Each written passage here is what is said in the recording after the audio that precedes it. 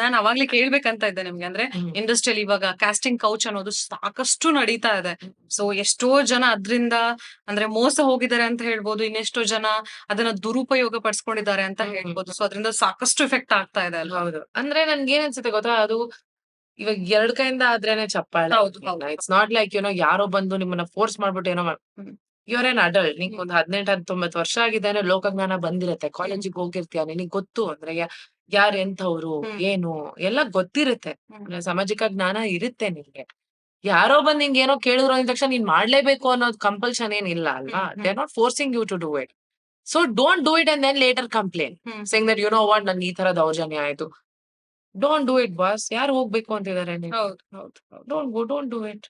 ಹೌದು. ಆ ಸಿನಿಮಾ ಸಿಕ್ಕಿಲ್ಲ ಅಂದ್ರೆ ಇನ್ನೊಂದ್ ಸಿನಿಮಾ ಸಿಗುತ್ತೆ. ಹ್ಮ್. ಸಿನಿಮಾಗಳು ಒಂದ್ ರಾಶಿ ಬರ್ತಿದೆ ಕನ್ನಡ ಸಿನಿಮಾಗಳು. ಲಿಟರಲಿ ಲಾಸ್ಟ್ ವೀಕ್ ನೋಡಿದವ್ರು ಏನಂತಾರೆ, ರಿಲೀಸ್ ಆದಾಗ 10 ಕನ್ನಡ ಸಿನಿಮಾ ರಿಲೀಸ್ ಆಗಿತ್ತು. ಹೌದು. ಮೊನ್ನೆ last week 11 Kannada cinema release ಆಗಿದೆ. ಹ್ಮ್. ಆಪರ್ಚುನಿಟೀಸ್ ಕ್ರಿಯೇಟ್ ಆಗ್ತಾನೆ ಇದೆ. ಜನರೇಷನ್ ಆಗ್ತಾನೆ ಇದೆ ಆಪರ್ಚುನಿಟೀಸ್ ಅಥವಾ ಸಿನಿಮಾಗಳು. ಸಿಗುತ್ತೆ ಒಂದಲ್ಲ ಒಂದು.